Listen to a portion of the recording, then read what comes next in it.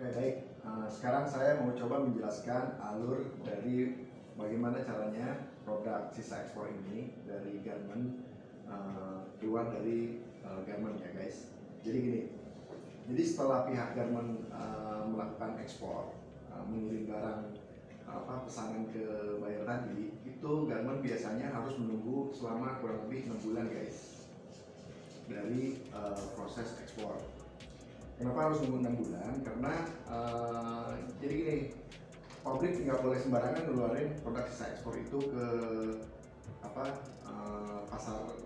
pasar ya.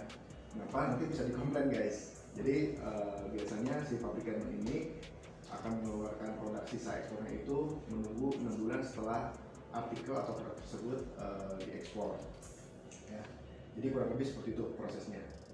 Nah biasanya setelah proses produksi, garment itu simpan dulu di gudang guys, ya, disimpan dulu di gudangnya dia. Nah, ini di gudangnya pabrik ya guys, disimpan dulu. Itu ya tadi dalam bentuk sisa ekspor itu satu dalam bentuk produk jadi, ya, atau dalam bentuk tadi bahan baku, bisa jadi kain dan aksesorisnya ya. Setelah 6 bulan biasanya itu pabrik akan mengeluarkan sekumpulan dari sisa ekspornya guys. Itu dari bisa beberapa brand, karena pada saat dia produksi itu si pabrik ini tidak hanya menerima satu brand X saja gitu. Jadi bisa beberapa brand atau merek yang dia produksi ya. Nah ini tidak tentu guys, brandnya bisa bermacam-macam, bisa berganti-ganti ya. Oke, nah gimana prosesnya gudang mengeluarkan produk sisa ekspor ini? Itu mereka biasanya ada sistem lelang guys. Lelang. Sistem lelang ini itu biasanya dijual ke hanya satu orang aja guys, nggak ke banyak orang. Jadi pabrik itu jualnya itu sistemnya itu random, borongan atau take all. Jadi kita nih kalau misalnya sebagai reseller atau itu mungkin nggak bisa langsung ke pabrik ya, kecuali memang sanggup langsung mengambil produk sisa ekspor ini dalam jumlah yang banyak ya. Nah biasanya di sistem lelang ini itu hanya satu saja bayarnya guys.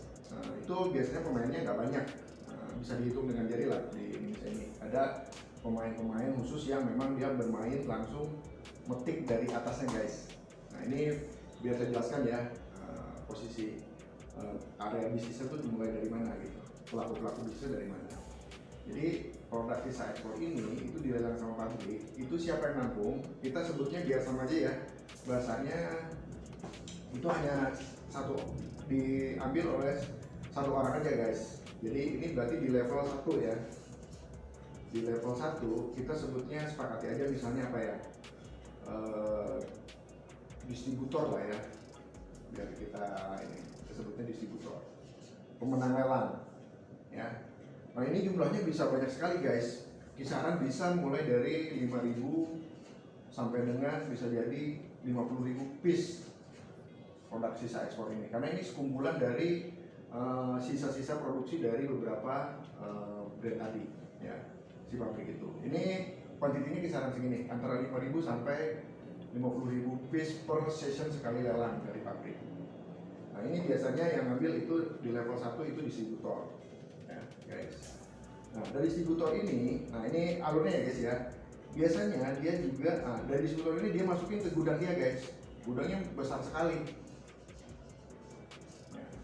Nah dari distributor ini dia pasti masukin ke gudang, itu biasanya mereka sortir lagi, dicuci lagi guys, dipilah-pilah lagi ya. Nah biasanya gini, sorry saya kelewat tadi. Pada saat lelang ini bisa jadi bentuknya itu tadi produk jadi dan bahan. Ini bisa ada, si distributor ini bisa pemain dua-duanya, atau bisa jadi dia hanya salah satu saja guys. Jadi pabrik ini juga biasanya pisahin tuh. Kalau produk jadi distributornya lain, distributor A misalnya. Kalau bahan dan aksesorisnya itu ada distributor B, itu ada lain lagi pemainnya ya guys. Ini perlu dicatat nih. Jadi pada saat gudang melakukan lelang itu produknya itu ada dua jenis, produk jadi ya dalam bentuk baju ya yang tidak lolos QC tadi, atau produk bahan baku bentuknya bisa kain dan teman-temannya, aksesorisnya seperti benang, kancing, resleting dan lain-lain. Nah itu pemainnya berbeda guys, distributornya berbeda. Distributor yang memang khusus dia spesifik main produk jadi, ada yang distributor khusus dia main di sisa bahan. Nah nanti ini ada saya jelaskan kelanjutannya ya. Oke. Mulai dari sini dulu. Level 1 distributor, di level 1 ya kita sebutnya distributor. Nah kita bicara distributor yang barang jadi dulu ya. Nah dari distributor ini biasanya mereka cara menjualnya itu juga tidak ke banyak orang guys. Mereka biasanya punya apa ya, tim-timnya lah. Biasanya istilahnya itu di Indonesia ekspor tuh kangtau guys. Ada istilah namanya kangtau, kangtauan. Jadi semacam apa ya, mediatornya gitu. Karena mereka juga biasanya tidak open gudang, tidak mengundang orang datang langsung ke gudangnya. Jadi hanya orang-orang tertentu saja bisa narik barang di sini. Nah biasanya si distributor level 1 ini mempunyai kantong-kantongnya atau sales-salesnya ya. Nah si kantong-kantong ini biasanya mendistribusikan ke level yang kedua guys. Nah level kedua ini siapa? Biasanya itu pemain-pemain apa ya, pemain-pemain sisa ekspor yang kelas medium ya. Dia sudah punya jaringan juga, biasanya toko-toko besar. Kalau dulu waktu zaman seperti apa ya, factory outlet lagi booming tuh yang di Bandung tuh misalnya. Nah ini di level kedua guys. Nah mereka dapat suplainya itu dari para kantor-kantor ini gitu ya. Nah katakanlah si distributor kan dia sekali tarik barang nih misalnya 10.000 piece. Nah 10.000 piece ini jumlah volumenya aja yang besar guys. Mungkin brandnya cuma hanya 1 sampai 3 brand aja ya. Jadi di sini variasinya tuh nggak banyak, artikelnya tuh nggak banyak. Yang banyak itu volumenya atau kuantitinya saja ya.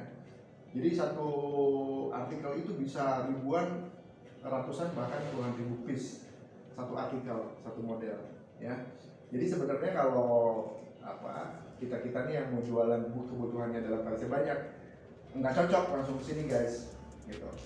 Kalau buat jualan retail ya, karena kan jualan retail kan butuh variasi yang banyak. Kalau mau main langsung ke distributor nggak bisa guys gitu, kurang efektif. Mungkin harganya di sini sangat murah gitu karena ini petik langsung dari pabriknya. Tapi kalau untuk mendapatkan variasi produk tidak memungkinkan karena hanya variasi produknya tidak banyak dan ini pilihan modelnya tidak banyak. Oke, kurang lebih seperti itu ya. Jadi dari level 1 sebagai distributor, nah mereka biasanya punya representatif sales-salesnya. Biasanya tuh di industri ini sebutnya tukang-tukang kantaunya. Di situ pemain-pemainnya. Nah, tukang kantau ini dia jualnya juga tidak ke ke end user atau ke reseller di level bawah guys. Dia hanya ke orang-orang tertentu saja yang pengambilannya volumenya kita kategorikan medium. Biasanya per artikel ini di level kedua itu sanggup pembelian mulai dari 1000 piece ke atas guys. Di level ini 1000 piece ke atas per artikel ya, per artikel. Ini di level 2. Nah jadi ini masuk ke sini ke level 2 ya. Ini bisa dikategorikan di level 2 ini. Dia juga punya warehouse biasanya guys, punya warehouse. Nah di level kedua ini biasanya mereka cara pendistribusian udah mulai longgar guys. Jadi sudah bisa mungkin pembeliannya per 50 piece ke atas biasanya ya. Sorry saya lupa tadi. Jadi pada saat di sini si distributor ini melakukan QC lagi guys.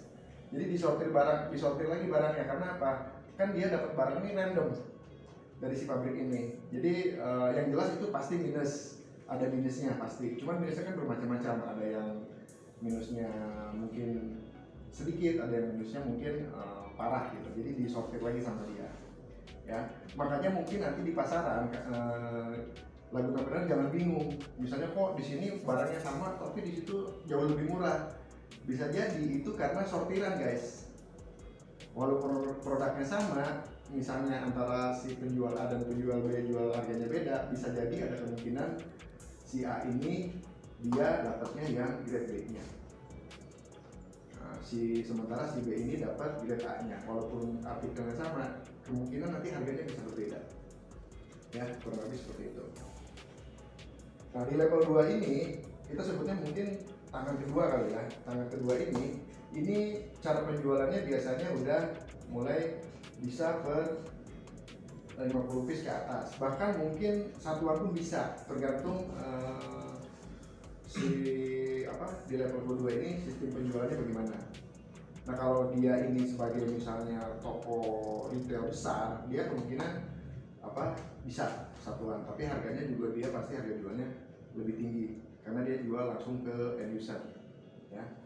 Nah, kurang lebih seperti itu guys. Jadi urut-urutannya barang keluar dari pabrik nih sampai ke level kedua, sampai mungkin nanti level ketiga, sampai ke end user. Nah, kurang lebih seperti itu ya guys. Nanti selebihnya strategi bisnisnya kita mau ngambil posisi di mana, karena ini semua peluang bisnis guys ya. Kita bisa menjadi pelaku di bisnis ini. Terus terang, jadi bisnis ini menurut saya cukup menjanjikan ya. Produknya cukup unik.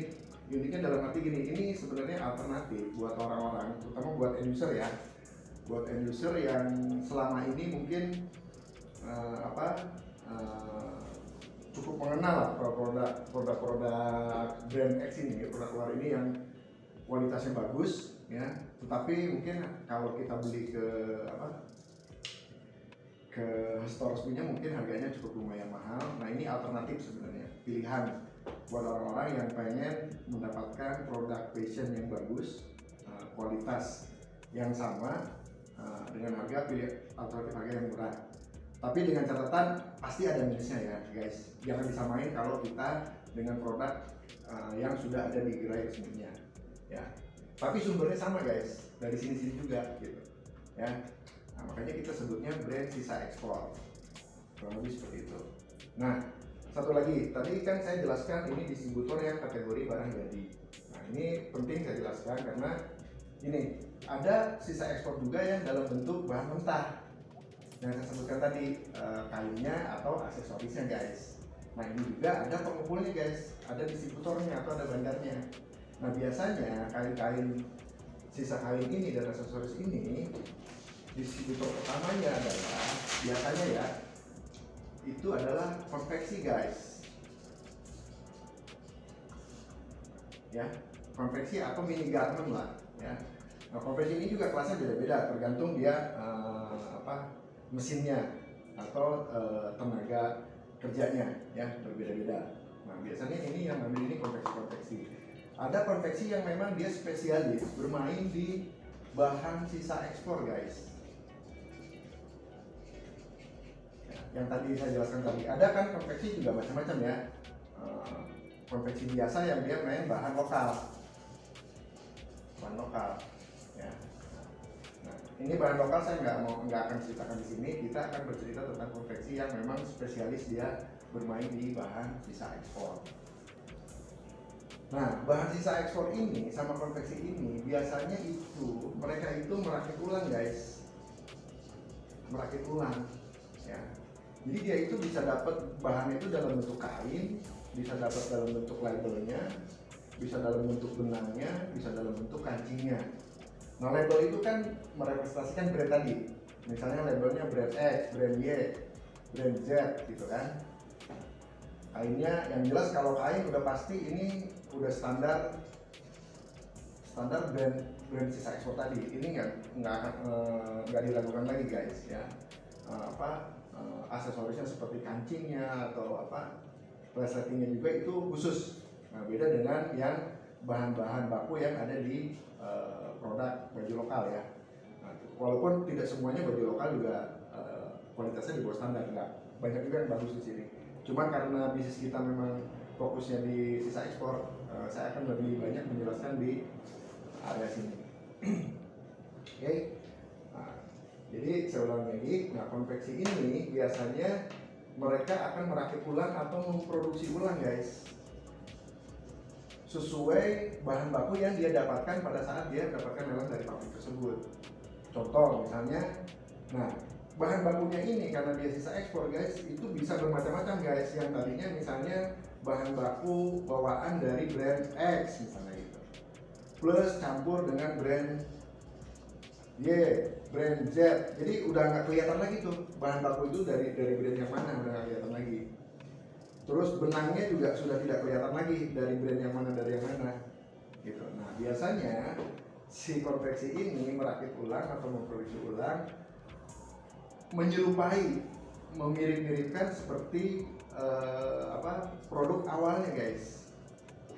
Nah itu yang biasa dirumorkan di bisnis sisa ekspor ini dengan istilah CMT. Nah padahal sebenarnya pengertian CMT yang sebenarnya adalah seperti yang saya jelaskan sebelumnya. Nah kurang lebih seperti itu. Nah di pasaran, terutama di bisnis baju branded sisa ekspor itu yang beredar itu yaitu tadi kategori-kategorinya itu tadi, kategori memang brand sisa ekspor karena tidak lolos quality ekspor, tidak lolos QC, atau bisa jadi dari sini guys, dari si konveksi ini yang memproduksi ulang atau merakit ulang dari bahan baku sisa ekspor menjadi dimiripkan dengan yang aslinya. Nah kurang lebih seperti itu ya, jadi ada plus minusnya. Nah secara kualitas pertanyaan bagaimana? Nah ini saya kembalikan lagi ke Laguna di luar sana. Kalau dibilang kemiripan 100% mirip yang sisa ekspor, cuman dia kekurangannya pasti ada itu tadi, minusnya, ada rejectnya. Nah kalau yang ini biasanya karena ini diproduksi ulang, penampilannya itu malah terkesan lebih bagus guys, karena ini memang sengaja diproduksi ulang ya, tampilannya ini pasti bagus. Contoh misalnya gini, kalau yang sisa ekspor itu tampilannya biasanya kurang menarik guys.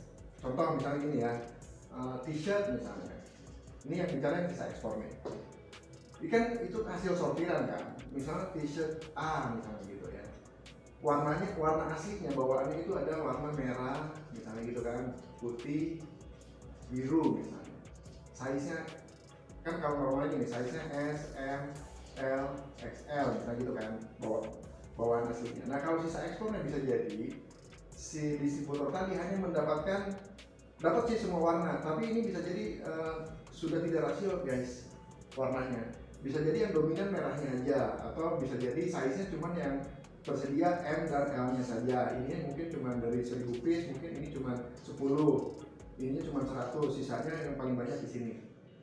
Nah itu kekurangan kalau baju branded sisa ekspor karena tidak lolos QC, itu kekurangannya itu. Dan biasanya itu secara aksesoris banyak yang tidak ada guys. Misalnya ada tag price-nya segala macam, itu biasanya sudah nggak ada ya, atau biasanya labelnya itu dicoret atau digunting. Itu yang sisa ekspor produk jadi. Dan penampilannya biasanya agak kusut guys, karena itu disimpan di gudang, belum dikasih polybag, belum diapa-apain, karena itu sortiran ya. Nah itu ciri-cirinya kalau baju branded sisa ekspor yang bentuknya jadi. Nah kita bicara tadi produk yang dari sisa bahan. Nah secara kualitas bahannya memang itu bagus guys, karena ini menggunakan bahan sisa ekspor tadi, sumbernya dari sini. Tetapi secara detail itu pasti banyak kekurangannya ya. Contoh misalnya gini, si konveksi ini mulai produksi ulang brand X misalnya, dari bahan brand X. Kainnya memang asalnya dari brand X guys, tapi dia itu kancingnya terlewat, nggak ada. Kalau bawaan aslinya misalnya kancingnya itu ada kodenya, kode brand X. Nah dia nggak nemu tuh, nggak ada kancingnya. Jadi kekurangan detailnya itu nggak, kelemahan di baju brand sisa ekspor dari bahan konveksi ini, kelemahannya itu ya. Atau benangnya mungkin tidak sama, atau mungkin misalnya talinya harusnya warnanya hitam, karena dia sisa dari sini dia tidak ada kalau warnanya tali hitam, yang ada warnanya putih. Nah itu aja sih kekurangannya. Tapi kelebihannya biasanya karena ini diproduksi ulang ya, si konveksi ini punya keleluasaan untuk membuat misalnya size-nya seri misalnya. dibuat sesering mungkin, ada S-nya, ada M-nya, ada L-nya, ada XL-nya gitu ya, dibuat serasio mungkin ya, disesuaikan dengan pola bahannya. Nah biasanya penampilannya itu terlihat lebih rapi guys kalau yang baju brand sisa ekspor yang diproduksi dari bahan baku ya. Biasanya sama konveksi itu udah diberikan polybag dan lain-lain, penampilannya terlihat lebih menarik. Nah ini saya kembalikan lagi ke pelaku bisnis, utama Laguna Planner yang mau melakukan bisnis di industri baju brand sisa ekspor. Jadi harus tahu ya guys perbedaan-perbedaannya. Jadi di luar sana mungkin masih banyak kebingungan, kok ini kok tidak sama sih dengan yang di store-nya, misalnya barcode-nya kok nggak sesuai ya. Ya jelas pasti beda guys ya. Jadi asal usulnya dari sini, tapi kita tidak jangan maksudnya membandingkan persis sama seperti yang di wilayah resminya ya. Kurang lebih seperti itu guys penjelasannya.